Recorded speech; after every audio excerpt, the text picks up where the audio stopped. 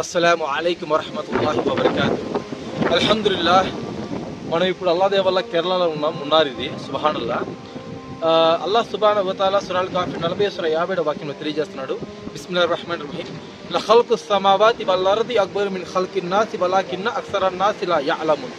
భూమి ఆకాశాల సృష్టి మానవ సృష్టి కంటే చాలా గొప్ప విషయమని సర్వోన్నతుడైన అల్లాహ్ సుబ్హానహు వ తఆలా చెప్పడం జరిగింది. మాషాఅల్లా.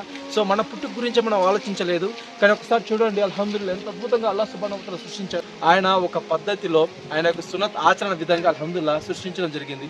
ఒకసారి చూడండి సుబ్హానల్లాహ్. అసలు ఏ మానవుడు కూడా ఇంత పెద్ద సృష్టిని తయారు చేయలేడు.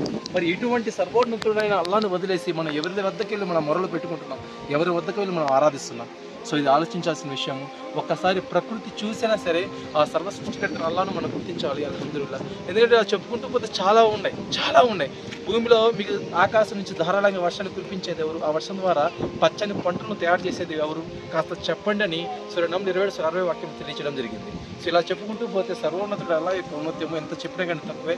ఇన్షాఅల్లాహ్ ఒకసారి ఆలోచించండి, సృష్టికర్త గురించి, అల్లాహ్ యొక్క ఔన్నత్యం గురించి తెలుసుకోండి, ఖురాన్ కూడా చదవండి. అస్సలాము అలైకుం.